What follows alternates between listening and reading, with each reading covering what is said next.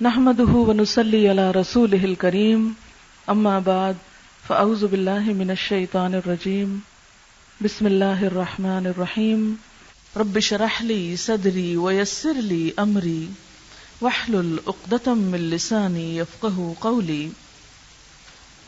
الحمدللہ رمضان المبارک اپنے اختتام کو پہنچ رہا ہے اور رمضان کے اختتام پر عید ہوگی۔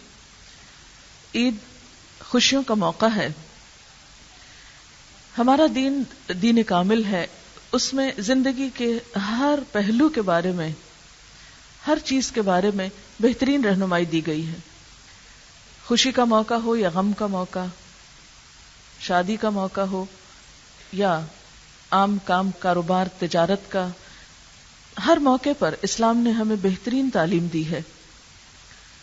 اگر ہم صحیح معنوں میں اس تعلیم کو فالو کریں تو ہماری زندگی سے بہت سی مشکلات دور ہو سکتی ہیں اور حقیقی معنوں میں خوشیاں حاصل ہو سکتی ہیں۔ تو میں چند ایک باتیں سنت کے مطابق عید منانے کے بارے میں آپ سے کروں گی۔ اس میں سے بہت سی باتیں ایسی ہیں کہ جو آپ کو پہلے بھی معلوم ہیں، لیکن معلوم ہونے کے ساتھ یہ ہے کہ سال بھر گزرنے پر بہت سی باتیں انسان بھول بھی جاتا ہے یا ذہن سے اوجھل ہو جاتی ہیں، تو اس لیے بہتر ہوتا ہے کہ جب کوئی کام کرنے لگیں تو اس سے پہلے ہم اپنے آپ کو تیار کر لیں دوبارہ سے۔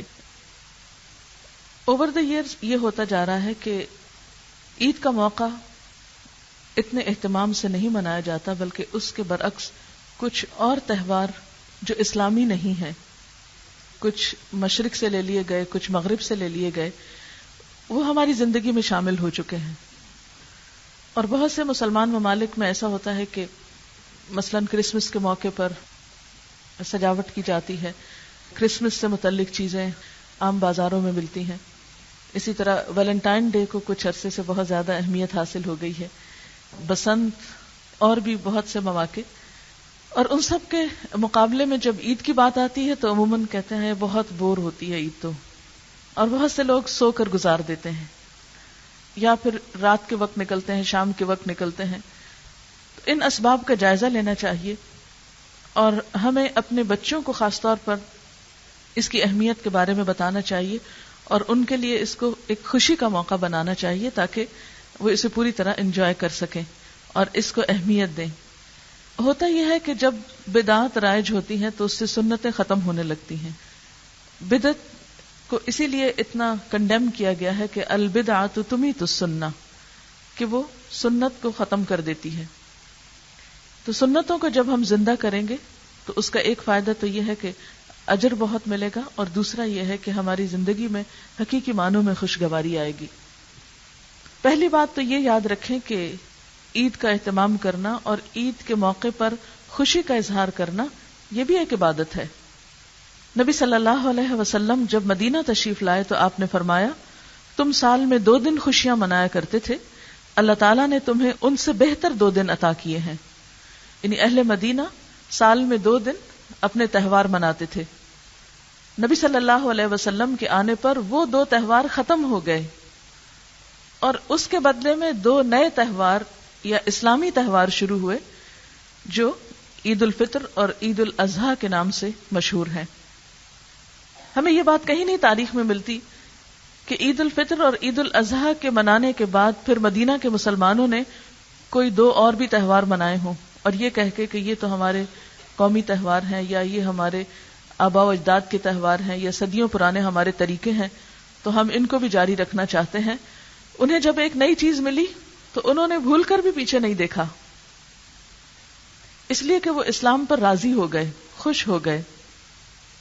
ہم صبح شام یہ پڑھتے ہیں، رضیت باللہ ربا وبالاسلام دینا وبمحمد نبیا، کہ میں اللہ کے رب ہونے پر راضی ہو گیا، اسلام کے دین ہونے پر راضی ہو گیا اور محمد صلی اللہ علیہ وسلم کے نبی ہونے پر۔ اگر ہم واقعی حقیقی معنوں میں راضی ہیں تو پھر جو کچھ ہمیں وہ دیتے ہیں ان تمام چیزوں پر بھی راضی ہو جانا چاہیے اور انہیں خوشی سے قبول کرنا چاہیے۔ تو امید ہے کہ ہم سب بھی اس دن کو بہت اہتمام کے ساتھ اور بہت اچھے طریقے سے منائیں گے انشاءاللہ تعالی۔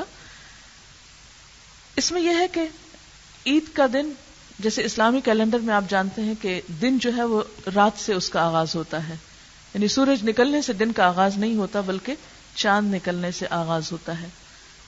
شام کا وقت جو پہلے آتا ہے وہ دن کا آغاز ہوتا ہے، اور جب دوسرے دن شام ہوتی ہے تو اس وقت دن ختم ہو جاتا ہے.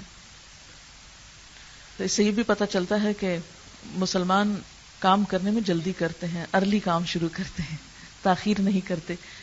لیکن ہمارا تو دن اس وقت چڑھتا ہے جب ہم دن کا آخری حصہ بھی کچھ سو کے گزار لیتے ہیں، یعنی دن کا آدھا حصہ تو گزر گیا رات میں، رات پہلے آئی تو وہ سو کے گزار دی، پھر جب سویر ہوتی ہے پھر ہم کچھ اور سو کے گزارتے ہیں، اور اس طرح دن کا ایک تھوڑا سا حصہ ہم کو کام میں ملتا ہے. اسی وجہ سے جب ہم کام نہیں کرتے تو بہت پیچھے ہیں. بہرحال جب چاند نظر آئے، اور چاند دیکھنے کا بھی اہتمام کرنا چاہیے، اور وہ اہتمام ٹیلی ویژن کے ذریعے نہیں ہونا چاہیے کہ ہم ٹیلی ویژن کے آگے بیٹھ جائیں اور یہ کسی وقت اعلان کر دیں گے اور ہمیں پتہ چل جائے گا آسان طریقے سے کہ عید ہے کل یا نہیں ہے. یا اس کا بھی بعض اوقات نہیں کرتے اور ایک دوسرے کہتے ہیں اچھا تمہیں نظر آ گئے، تمہیں پتہ چلا تو مجھے فون کر دینا. تو اس میں یہ ہے کہ کوئی بھی چیز جو عزیز ہوتی ہے، پیاری ہوتی ہے، اس کا انتظار ہوتا ہے، استقبال ہوتا ہے. تو اسی طرح آپ عید کا انتظار اور استقبال کریں گے، اور وہ چاند سے ہوگا. چاند دیکھنے کا اہتمام کریں کسی کھلی جگہ پر یا کسی اونچی جگہ پر، یا جو بھی ممکن ہو، جس حد تک ممکن ہو. اور جب چاند نظر آ جائے تو اس کے بعد مسنون دعا پڑھیں، اور وہ ہے اللہم اہلہ علینا بالامن والایمان والسلامت والاسلام لما تحب وترضى ربی وربک اللہ. یہ دعا پڑھنے کے بعد یہ ہے کہ ایک طرف خوشی شروع ہو رہی ہوتی ہے اور دوسری طرف رمضان کے جانے کا بہت دکھ اور افسوس ہوتا ہے. ایک قدرتی سی فیلنگ آتی ہے آخری روزے کے دن جو بہت ہی تکلیف دہ ہوتی ہے. یوں لگتا ہے جیسے کوئی بہت عزیز ترین ساتھی جدا ہو کے جا رہا ہو. پھر یہ کہ قرآن پاک کے ساتھ ایک خاص قسم کا تعلق اور رشتہ اور اہتمام اور ایک پوری روحانی اور ایمانی کیفیت ہوتی ہے.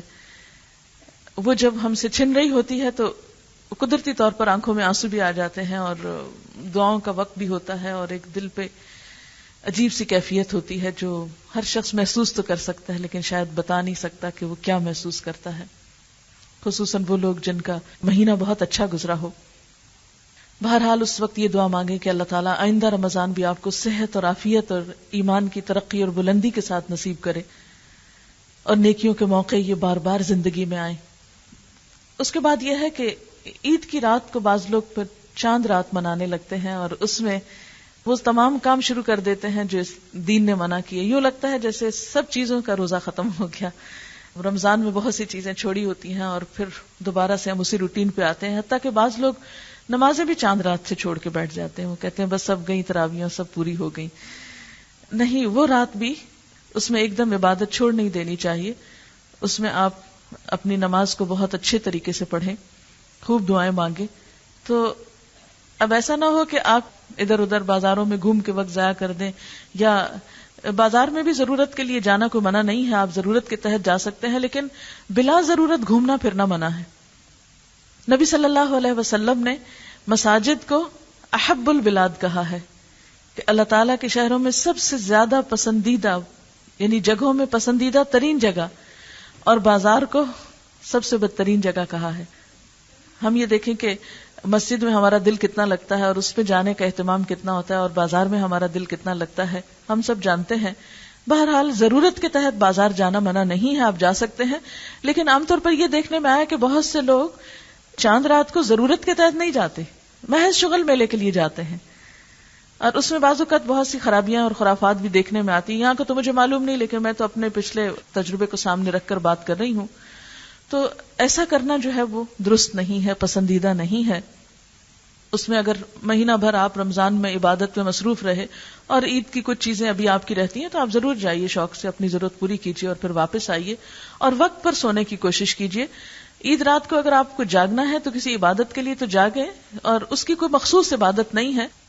نوافل وغیرہ آپ ادا کر سکتے ہیں، لیکن اس کے بعد یہ ہے کہ آپ کو جلدی سو جانا چاہیے تاکہ آپ سویرے جلدی اٹھ سکیں، کیونکہ صبح میں کرنے والا کام جو ہے وہ آپ کو تیار ہونا ہے نماز کے لیے، اور اس میں زیب و زینت کا اہتمام کرنا ہے.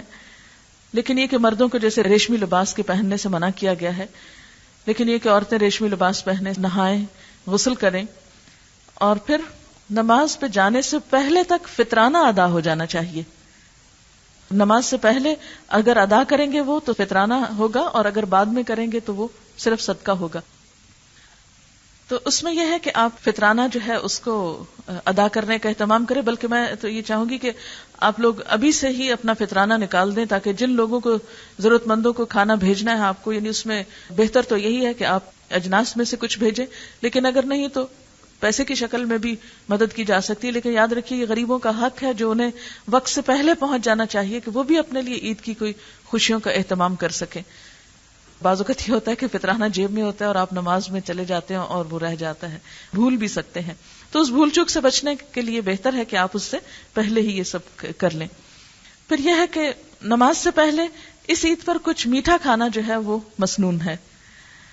نبی صلی اللہ علیہ وسلم عید الفطر میں نماز پر جانے سے پہلے طاق عدد میں کھجوریں تناول فرماتے تھے. اگر کھجور موجود ہو تو بہت اچھا ہے، 1 کھجور یا 3 کھجور یا 5 یا 7 جو بھی آپ پسند کریں، جتنا بھی کھانا چاہیں، لیکن آپ کا طریقہ یہی تھا. اور کھجور جو ہے بہترین میٹھا ہے، نیچرل. اس کے بعد یہ ہے کہ اگر کھجور نہ ہو گھر میں تو آپ کوئی بھی میٹھی چیز کھا سکتے ہیں، لیکن بالکل فاسٹنگ حالت میں نہیں جائیے، کچھ نہ کچھ کھا کر جائیے. پھر جب آپ گھر سے نکلیں گے تو تکبیروں کا خاص اہتمام کرنا ہے. جیسے آپ حج کے لیے جاتے ہیں، عمرہ کا احرام پہنتے ہیں، تو آپ ساتھ ہی کیا پڑھنا شروع کر دیتے ہیں؟ لبیک اللہم لبیک. تو بالکل اسی طرح جب عید ڈے پر آپ نکلیں گے تو نکلتے ہی ساتھ کیا پڑھیں گے؟ اللہ اکبر لا الہ الا اللہ واللہ اکبر اللہ اکبر وللہ الحمد. یعنی اللہ تعالیٰ کی حمد و ثنا آپ کریں گے اور اللہ تعالیٰ کی بڑائی بیان کریں گے. ایک اور تکبیر ہے اللہ اکبر کبیرہ والحمد للہ کثیرہ وسبحان اللہ بکرۃ واصیلا. پھر یہ کہ نماز کے لیے ایک راستے سے جانا اور دوسرے سے واپس آنا مسنون ہے. یعنی جب آپ گھر سے نکلیں تو ایک راستہ اختیار کریں، جب واپس آئیں تو دوسرے سے لوٹیں. پیدل جانا زیادہ بہتر ہے، لیکن سواری بھی ممانعت نہیں ہے، کیونکہ روایات میں آتا ہے کہ ہر گلی بازار کے کونے پر فرشتے کھڑے ہوتے ہیں اور وہ عید کے لیے جانے والوں کے لیے دعائیں کرتے ہیں اور ان کا استقبال کرتے ہیں. پھر اسی طرح یہ ہے کہ خواتین کو بھی عید کے لیے نکلنا چاہیے. اس میں بخاری کی ایک حدیث ہے، حضرت حفصہ بنت سیرین بیان کرتی ہیں کہ ہم اپنی لڑکیوں کو عید کے دن باہر نکلنے سے منع کیا کرتے تھے. پھر ایک عورت بصرے میں آئی اور بنی خلف کے محل میں اتری. میں اس سے ملنے گئی. اس نے بیان کیا کہ اس کے بہنوئی نے حضور صلی اللہ علیہ وسلم کے ساتھ 12 جہاد کیے تھے اور 6 جہادوں میں اس کی بہن بھی آپ کے ساتھ تھی. اس سے بھی پتہ چلتا ہے کہ خواتین عملی زندگی میں کس طرح ساتھ دیا کرتی تھی، خصوصاً مشکل وقتوں میں. تو وہ کہتی ہیں کہ ہم بیماروں کی خدمت کیا کرتی تھی، زخمیوں کی مرہم پٹی، علاج معالجہ. اس نے حضرت صلی اللہ علیہ وسلم سے عرض کیا، یا رسول اللہ صلی اللہ علیہ وسلم، کیا ہم میں سے کسی عورت کے پاس دوپٹہ یا چادر نہ ہو تو کچھ قباحت تو نہیں اگر وہ عید کے لیے نہ نکلے؟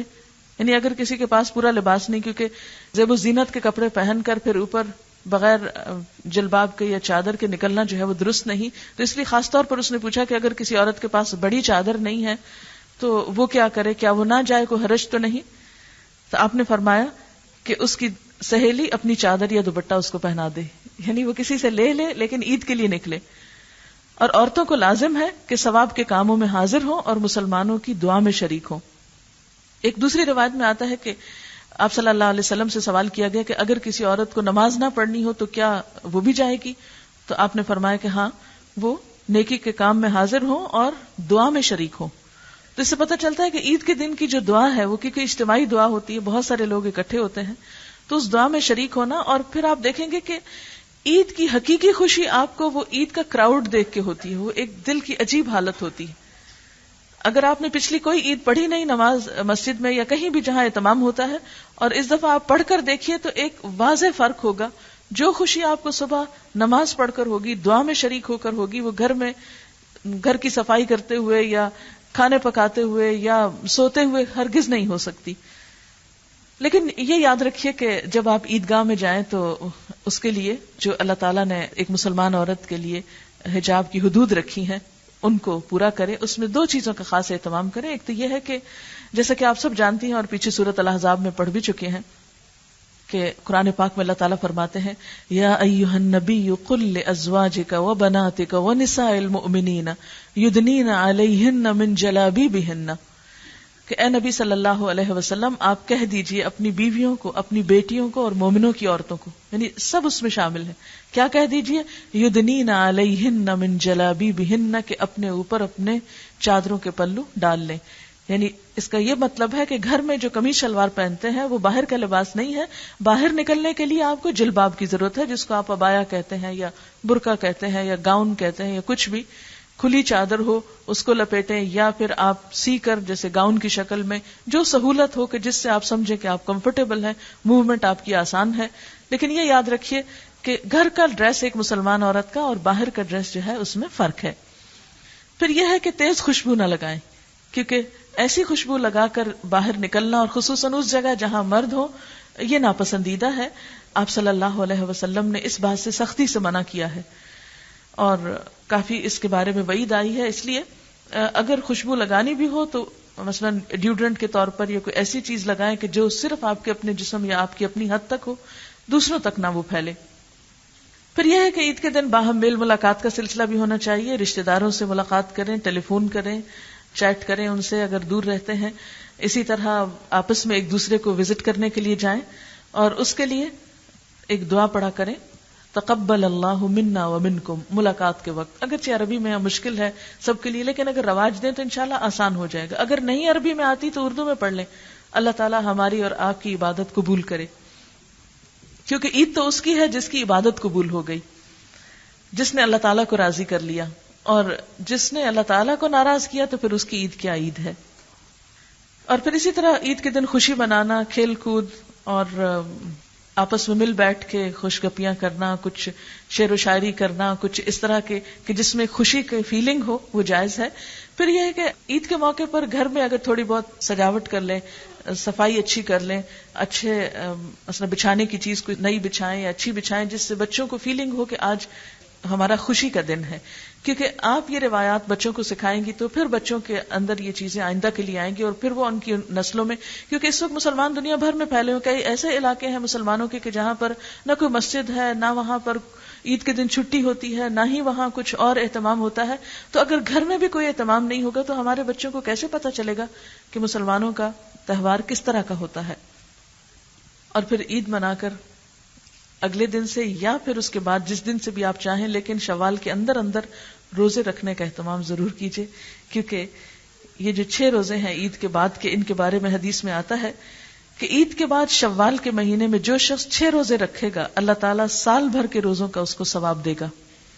تو اس لیے اس کا اہتمام، اس کی نیت اور ارادہ ابھی سے کریں. آپ دیکھیں کہ مہینہ گزر گیا، کیا پتا چلا؟ کچھ بھی پتا نہیں چلا.